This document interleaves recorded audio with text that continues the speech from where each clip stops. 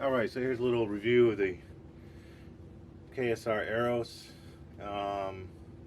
First impression, I was like, whoa, what the hell's going on? I approached it the same way I'd approach, like, say, you know, a typical overdrive tube screamer type. You know, the gain, I'm using the Victory Kraken right now, channel 2, well, gain 2. I've got the gain about, you know, maybe 3, 1, 2, 3, yeah. You know, on a typical, I'll put all this stuff in the middle. On a typical boost OD, turn up the level, turn the gain down. Here's the clean, not the clean, but the raw signal.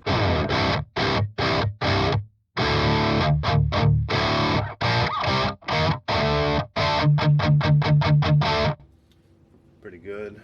Now you engage the KSR.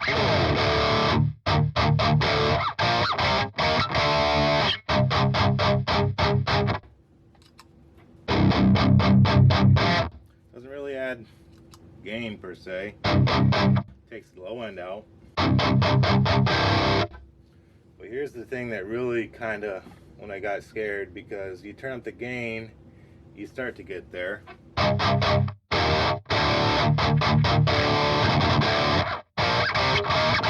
But you still don't get that saturated type of sound that you're looking for. Sounds okay, but watch what happens when you turn it up, when you try to get to that saturation point.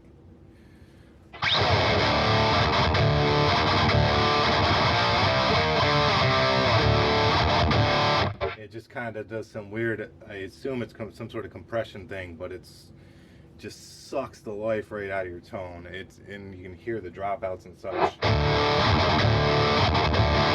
Really weird, really weird. Messed around with the level, try to compensate, but you don't get that saturation that I'm looking for. But then same thing, if you turn the gain up more,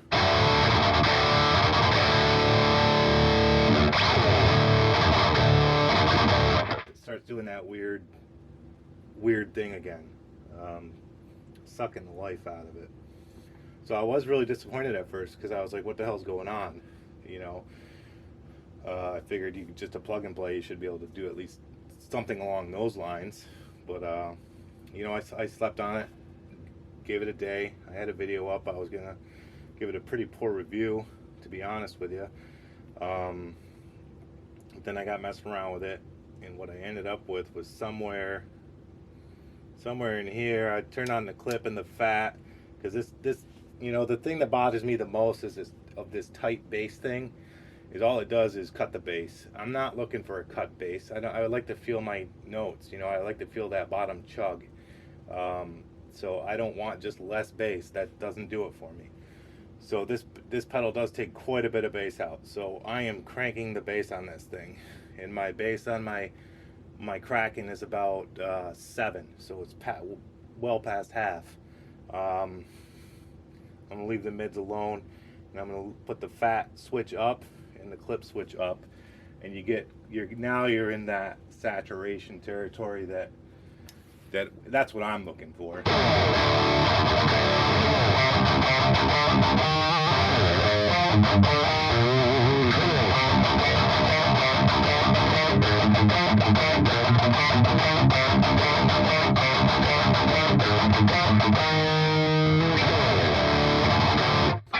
But here's the thing, it's still not quite there. I would say with this pedal, it sounds great, but I think you need a little more gain on your head than what you usually would use with a, you know, the other types of overdrive. I'm going to turn up my gain on my amp, and I think it's really going to start moving into that place where I want it to be.